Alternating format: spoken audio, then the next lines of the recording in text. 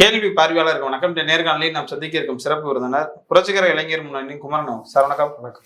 ஆளுநர் வழக்கு அந்த மசோதா தொடர்பாக உச்சநீதிமன்றம் இதெல்லாம் பல்வேறு கருத்துக்களை அதே மாதிரி சில தீர்ப்புகள் கூட வழங்கியிருக்காங்க. குடியரசுத் தலைவர் திரௌபதி முர்மு அவர்கள் எழுப்பிய அந்த 14 கேள்விகள் கூட விடையளிக்கப்பட்டிருக்கிறது.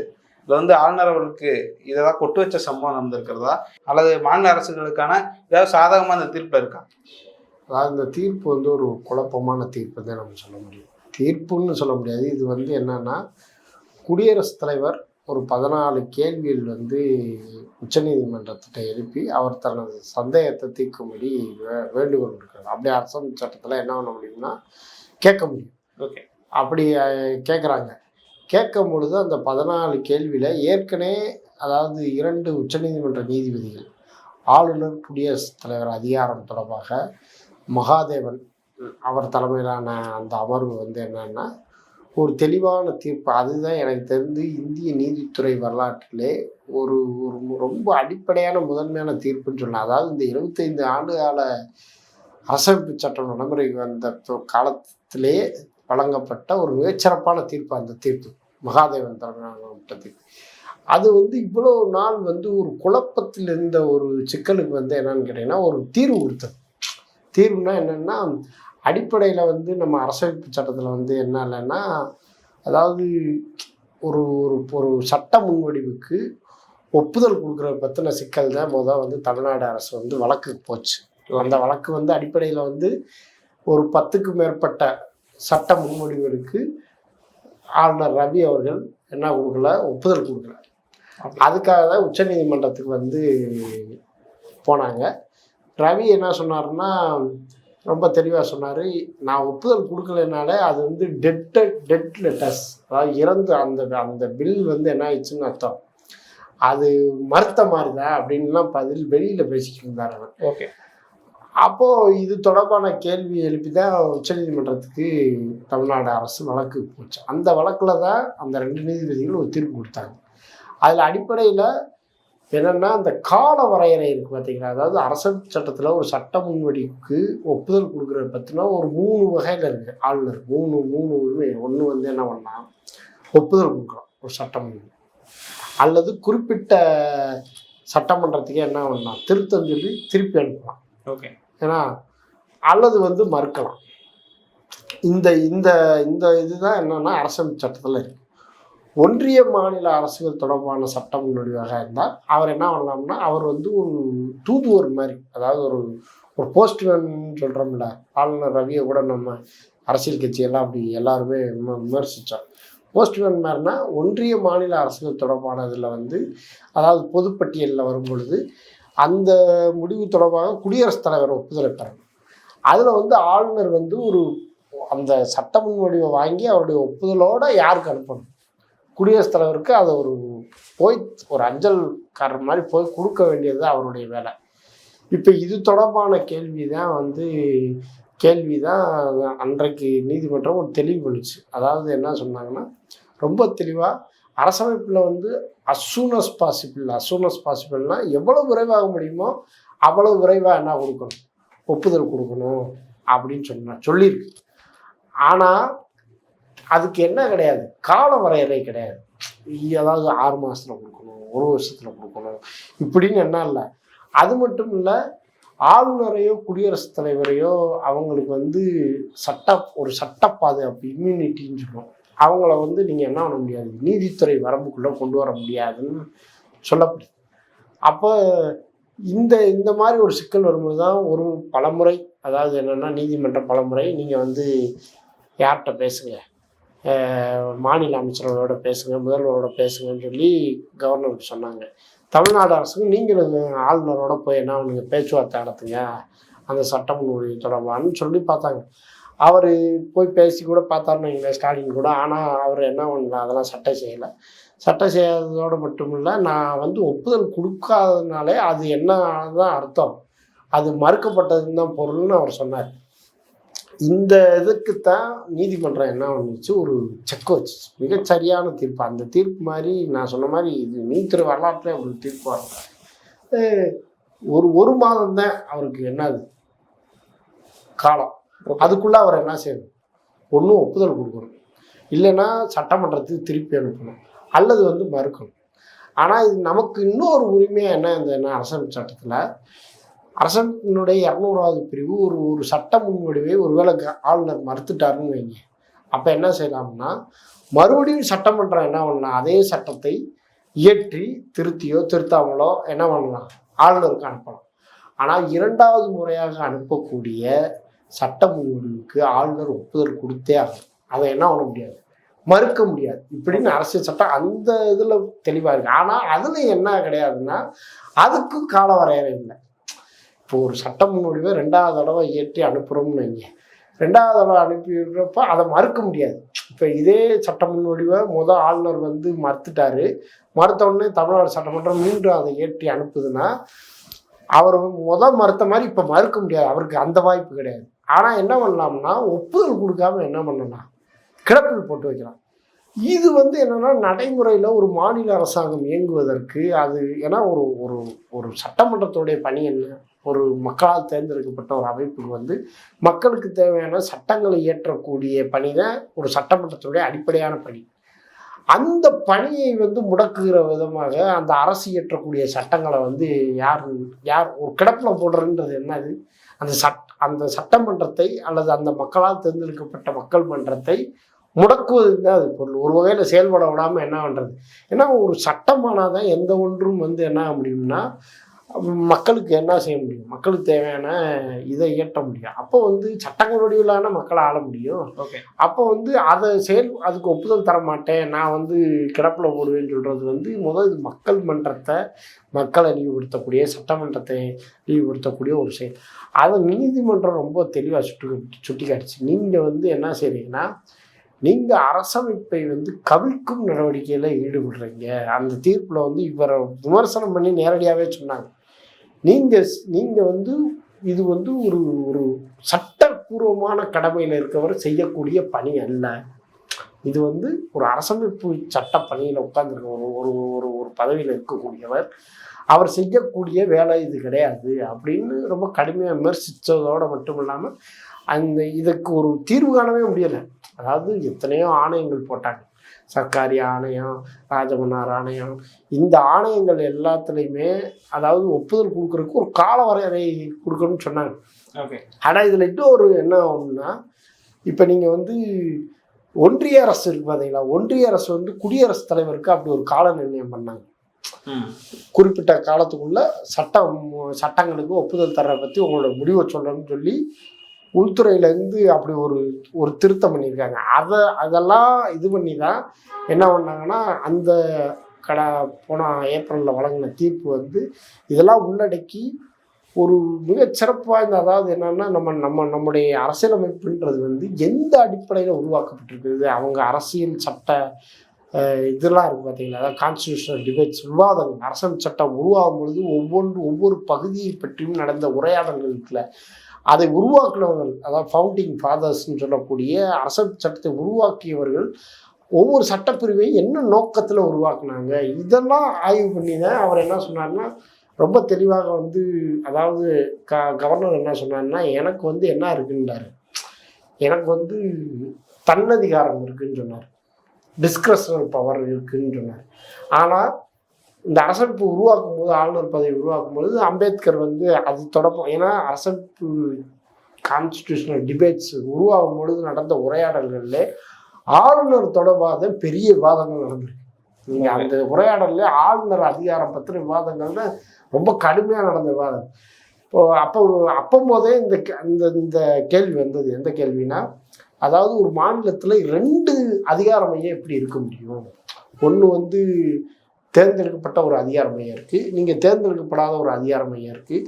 சட்டம் இதை இயற்றும் போது இவருக்கு ஒரு வானளாவிய அதிகாரம் கொடுத்தோம்னா 2 பவர் சென்டர் ஆயிரும். அப்போ வந்து நீங்கள் என்ன பண்ண முடியாது, அது தேவையில்லாத. அப்போ மக்களால் தேர்ந்தெடுக்கப்பட்ட அமைப்புக்கு என்ன இதுன்னு வரும் பொழுது அம்பேத்கரே கூட ஆளுநரை தேர்ந்தெடுப்போம் அப்படின்னு சொன்னார். தேர்ந்தெடுக்கும் பொழுது என்னன்னு கேட்டிங்கன்னா, ஏற்கனவே தேர்ந்தெடுக்கப்பட்ட முதல்வர் இருக்கார்ல, அப்புறம் எதுக்கு ஆளுநர் அப்படின்னு ஒரு கேள்வி வருது. அப்போ சரி, இறுதியாக அவர் என்ன சொன்னார்னா, இந்த உரையாடல்கள்லாம் அவர் அந்த கேள்விக்கெல்லாம் ஒரு முடிவு கட்டும் விதமாக அவர் என்ன சொன்னார்னா, அமைச்சரவை தான் இறுதியான என்ன அது அதுக்கு கட்டுப்பட்டவர் தான் ஆளுநர். அவருக்குன்னு என்ன அதிகாரம்லாம் கிடையாது. சில சில அதாவது சட்டங்களுக்கு ஒப்புதல் தரக்கூடிய சில இதுகள் இருக்கே ஒழிய அவர் வந்து இந்த அமைச்சரவையின் முடிவுக்கு கட்டுப்பட்டவர் தான். அதை மீறி இவர் என்ன பண்ணக்கூடாது, செயல்படக்கூடாதுன்றத வந்து அம்பேத்கர் தெளிவாக சொன்னார்.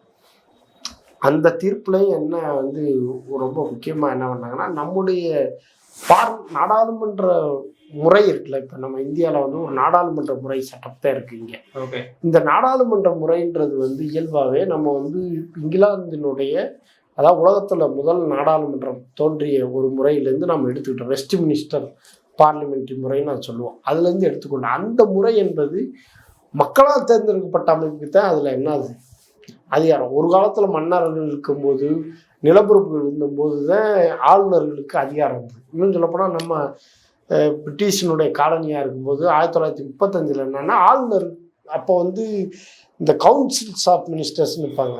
அதாவது என்னன்னா நியமிக்கப்பட்ட அமைச்சர்கள் அல்லது வந்து அவங்களுக்கு சில அதிகாரங்கள் இருக்கும். ஆனால் இறுதி முடிவு யார்கிட்ட தான் இருக்கும்? இரட்டை ஆட்சி முறை இருக்கும் பொழுது ஆளுநர்கிட்ட தான் இருந்துச்சு. அது பிரிட்டிஷ் காலத்தில் இருந்துச்சு. இன்னைக்கு நாம் விடுதலை பெற்றுட்டோம். விடுதலை பெறும் பொழுது நாம் வந்து பிரிட்டிஷ் காலத்தினுடைய அந்த எச்சங்களை எல்லாம் துடைத்தெறியன்றதை நம்ம சுதந்திர நாடுன்னு நம்ம எப்படி சொல்கிறோம், மக்களாட்சின்னு நம்ம எப்படி சொல்கிறோம், பழைய எச்சங்களை விட்டு விட்டு தான் நம்ம சுதந்திர நாடுன்னு சொல்கிறோம். ஆனால் இந்த இந்த கேள்வி மறுபடியும் அதாவது ஒரு நல்லெண்ண அடிப்படையில் நாங்கள் ஆளுநரை வைக்கிறோம். ஆனால் ஆளுநர் வந்து அரசமைப்புக்கு மீறியோ அல்லது அமைச்சரவைக்கு மீறியோ செயல்பட முடியாதுன்னு தெளிவுபடுத்தினாலும் கூட இந்த சிக்கலே வந்து என்ன வந்துச்சுன்னா, அதாவது அரசமைப்பு சட்டம் நடைமுறைக்கு வந்த உடனே இந்த பிரச்சனை தொடங்கிடுச்சு. ஒன்றியத்தில் ஆளக்கூடிய ஆட்சிக்கும் மாநிலத்தில் இருக்கக்கூடிய ஆட்சிக்கும் இருக்கக்கூடிய முரண்பாடுகள் இருக்குல்ல, அண்ணா காலத்துல தீவிரமா இருந்துச்சு. ஆமா, இது சொல்ல போனா முன்ன காங்கிரஸ் மட்டும் இருந்த ஒரு காலத்துல அவங்க மாநிலத்துல அவங்க இருந்தாங்க. அப்ப இது பெரிய அளவு வெளிப்படல, ஆனா அப்பயும் நடந்துச்சு. இன்னும் சொல்ல போனா முதல் வந்து கவர்னர் வந்து இந்த மாநிலத்துல குதிரை பேர ஆட்சி நடந்த முறை தமிழ்நாட்டில் தான் நடந்துச்சு. இப்படி ஒரு நகைச்சுவையெல்லாம் நடந்துச்சு. அப்போ பின்னாடி வந்து 57 கேரளாவில் வந்து முதல் காங்கிரஸ் அல்லாத ஒரு அமைச்சரவை அமைஞ்சு இஎம்எஸ் நம்பூதிரிபாட் தலைமையில் ஒரு அரசாங்கம் அமைச்சு அதை கலைச்சாங்க. அப்போ இது மாதிரி என்னன்னு கேட்டிங்கன்னா, ஒரு ஒன்றியத்தில் வேற ஒரு அரசும் மாநிலத்தில் ஒரு வேற அரசு வரும் பொழுது இந்த சிக்கல் வந்து ஒரு ரொம்ப பூதாகரமான வெடிக்கக்கூடிய ஒரு சிக்கலாக மாறினதோடு மட்டும் கிடையாமல் இது ஒரு தொடர்ந்த சிக்கலாக இருந்தது. இதை எல்லாருமே என்ன பண்ணியிருக்காங்க, இதுக்கு ஏதாவது ஒரு தீர்வு காணணும். இதை வந்து சர்க்காரி ஆணையம் சொல்லியிருக்கு, பின்னாடி வெங்கடாச்சல ஆணையம் சொல்லியிருக்கு, அல்லது ஒன்றிய அரசு அமைச்ச வந்து மத்திய மாநில உறவுகள் தொடர்பான ஆணையங்கள், எல்லா ஆணையங்களும் என்ன சொன்னாங்கன்னா கவர்னருக்கு வந்து நாம் வந்து என்ன போடணும், ஒரு கால வரையறை வைக்கணும், அதுக்கேற்ற மாதிரி அரசமைப்பை திருத்தணும் அப்படின்லாம் சொன்னாங்க. இப்போ வந்து நாம் வந்து இதை வந்து இப்போ குறுக்க கவிழ்க்கிற மாதிரி இந்த உச்சநீதிமன்ற தீர்ப்பு இப்போ அதாவது இந்த குடியரசுத் தலைவர் கேள்விக்கு பதில் சொன்ன நீதிபதி என்ன சொல்லியிருக்காங்கன்னா, இது எப்படி ஒரு அரசியல் சட்ட நெருக்கடியை அவங்க உருவாக்கியிருக்காங்கன்னு தான் நான் சொல்ல வரேன். எப்படின்னா, அவங்க இந்த வழக்கை எடுக்கும் பொழுதே ஒரு விஷயத்தை சொன்னாங்க. என்ன சொன்னாங்கன்னா, தமிழ்நாடு அரசுக்கும் அதில் உச்சநீதிமன்ற ஒன்றிய அரசுக்கும் நடந்த வழக்கில் அந்த தீர்ப்பை நாங்கள் மேலாய்வு செய்யலைன்னு சொன்னாங்க. சொல்லும் போது நாங்கள் வந்து குடியரசுத் தலைவர் கேட்ட கேள்விக்கு பதில் மட்டும்தான் கொடுக்க போகிறோம்னு சொன்னாங்க.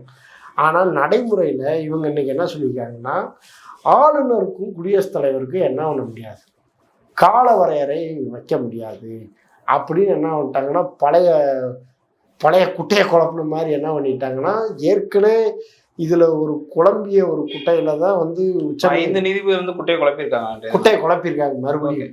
ஏன்னா தெளிவான ஒரு வரையறை வந்த பின்னாடி நீங்க உண்மையிலே அமைச்சரவையினுடைய கட்டுப்பாட்டின் கீழே தான் ஒரு ஆளுநர் இயங்க முடியும்னா, அமைச்சரவை தானே சட்டம் ஏற்ற அதிகாரம் இருக்கு, ஆளுநருக்கு இருக்கா? ஆளுநருக்கு கிடையாது. அப்ப அமைச்சரவையினுடைய சட்ட முன்வடிவுக்கு ஒப்புதல் தர மாட்டேன்றாரு. ஒப்புதல் தராமல் இருக்கும்போது எவ்வளவு காலம் பண்ண முடியாதுன்னு சொல்றீங்க. ஆனா அமைச்சரவை முடிவுக்கு தான் ஆளுநர் கட்டுப்படணும். இல்லை, அதை என்ன சொல்லியிருக்காங்கன்னா, ஒன்று அந்த மசோதாவுக்கு நடவடிக்கை எடுங்க, அல்லது குடியரசுத் தலைவருக்கு அனுப்புங்க, இல்லை திரும்பி கொடுங்க. ஆனா பெண்டிங்ல போடாதீங்க, இப்படி போட்டா வழக்கு தொடரலாம்னு சொல்றாங்க. பெண்டிங்ல போடாதீங்கன்னு சொன்னா, நான் வந்து ஒப்புதல் கொடுக்குறதுக்கு ஒரு காலம் சொல்லணும்ல, எப்ப கொடுப்பீங்க, அல்லது திருப்பி அனுப்புறதுக்காக ஒரு காலம் சொல்லணும்ல. அல்லது வந்து நான் வந்து இதை மறுக்கிறேன்னு சொல்றதுக்காக ஒரு கால வரையறைக்கணும்ல. இது ஒரு தீர்க்கப்படாத பிரச்சனை. இது வந்து பொதுவாக சொல்றது. அதாவது வந்து என்னன்னா நீங்க ஒன்று திருப்பி அனுப்பணும், இல்லை மறுக்கணும், இல்லைன்னா ஒப்புதல் கொடுக்கணும். இது அரசியல் சட்டத்தில் ஏற்கனவே இருக்கக்கூடிய வரையறை தான். இதில் ஒன்றும் புதுசாக இல்லை. ஆனால் என்னென்னா இப்படி இது நடைமுறைக்கு போகும்போது தான் வேறு பல சிக்கல்கள் வருது. வேறு பல சிக்கல்கள்னா ஆளுநர் வந்து ஒப்புதல் கொடுக்குறேன்னு சொல்லலை, ஒப்புதல் கொடுக்கலைன்னு சொல்லலை, மறுக்கவும் செய்யலை, அல்லது வந்து சட்டமன்றத்தை திருப்பி அனுப்பலை. அவர் என்ன பண்ணுறாரு, 2-3 வருஷத்துக்கு ஒரு சட்டத்தை கிடப்பில் போட்டு வைக்கிறார். அப்போ அதை நீங்கள் எப்படி அந்த அந்த அந்த நடைமுறையை எப்படி நீங்கள் செட்டில் பண்ணுவீங்க? இப்படி ஒரு கேள்வி எழுதா இல்லையா? இந்த கேள்விக்கு நீங்கள் என்ன பண்ணணுமா இல்லையா, விடை கொடுக்கணுமா இல்லையா? ஆனால் இதுக்கு விடை கொடுக்காம மறுபடியும் இவங்க என்ன சொல்ல வராங்கன்னா, மறுபடியும் வந்து கால வரையறை பண்ணக்கூடாது, ஆனால் வந்து அமைச்சரவை சொல்கிறது தான் ஆளுநர் கேட்கணும், அவருக்கு வந்து கிடப்பில் போட்டு வைக்கிறதுக்கு அதிகாரம் இல்லை அப்படின்னு சொல்லுவாங்க. சரி, அப்போ ஒப்புதல் கொடுக்குறதுக்கு ஏதாவது ஒரு காலம் இருக்குல்ல. கிடப்பில் போடுறேன்னா என்ன? அதாவது நீங்கள் ஒரு சட்டம் முன்னோடி ஏற்றுறீங்க, நான் வந்து அதில் வந்து என்னென்னா ஒப்புதல் கொடுக்கணும். ஒப்புதல் கொடுக்கணும்னா எப்போ ஒப்புதல் கொடுக்கணும்? இன்றைக்கி ராத்திரி ஒப்புதல் கொடுக்குறதா, இல்லை நாளைக்கு கொடுக்குறதா, இல்லை ஒரு மாதம் சென்று கொடுக்குறதா, இல்லை ஒரு வருஷம்? நான் யோசிச்சுக்கிட்டு இருக்கேன்னு ஒருத்தர் சொல்லிக்கிட்டே இருக்காருன்னு வைங்க. நான் ஒப்புதல் கொடுக்கலாம்னு நினைக்கிறேன், ஆனால் கொடுக்குறதுக்கு எனக்கு ஒரு காலம் வேணும்னு கேட்குறாங்கன்னா நீங்கள் என்ன செய்ய முடியாது. ஓகே.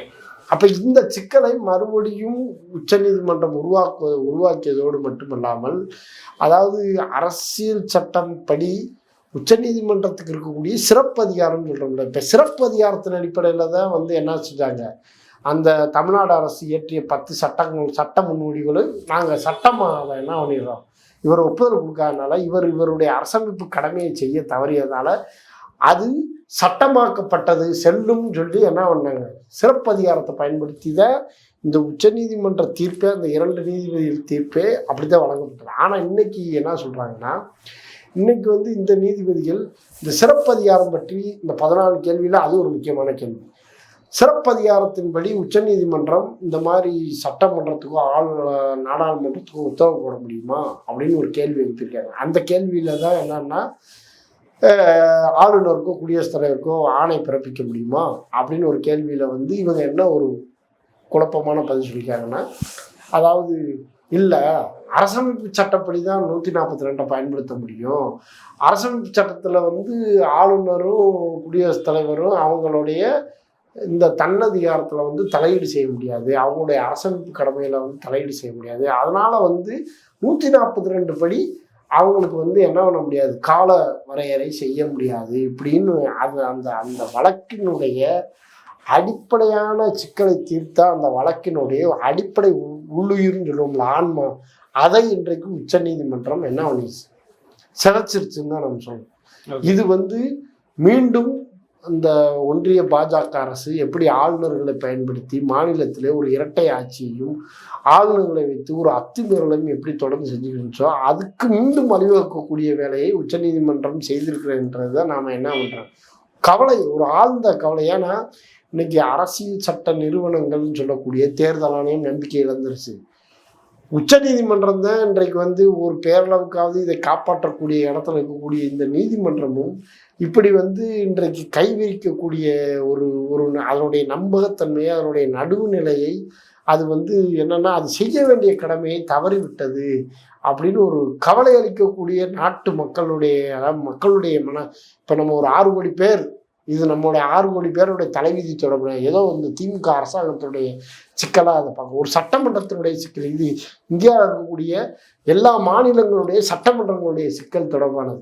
அதில் வந்து ஏன்னா இந்த எல்லா மாநிலங்களும் வர்றப்ப 100 கோடி மக்களுடைய ஒரு ஜனநாயக சிக்கல், அந்த ஜனநாயக சிக்கலில் உச்சநீதிமன்றம் ஏற்கனவே வழங்கிய தீர்ப்பை வந்து அதை விட சிறப்பாக வழங்குவது அல்லது அந்த தீர்ப்பை ஆதரித்திருக்கலாம், அல்லது வந்து வேறு ஏதாவது கூட சொல்லிக்கலாம். ஆனால் மீண்டும் ஒரு குழப்பமான நிலைக்கு உச்சநீதிமன்றம் தள்ளி இருக்கிறதுன்றது தான் நாம் வந்து பார்க்குறோம். அது மீண்டும் ஒன்றிய பாஜக அரசுக்கு சார்பான ஒன்றாகத்தான் இந்த தீர்ப்பை நாம் வந்து கருத வேண்டியிருக்கிறது. அதுவும் இன்றைக்கு உச்சநீதிமன்ற தலைமை நீதிபதி கடுமையாக சனாதனவாதிகளால் வெறுக்கப்பட்டவராகவும், அவர் வந்து ஒரு நேரடியாகவே அவர் தாக்குதல் நிலைக்கு ஆளான போதிலும் கூட அவர் வந்து இப்படி ஒரு நழுவுறு விதமான ஒரு தீர்ப்பை வழங்கியிருக்கிறான்றது வந்து ரொம்ப ஒரு வருத்தமான செய்தியாக தோணுது. ஓகே சார், மிக்க நன்றி. நன்றி.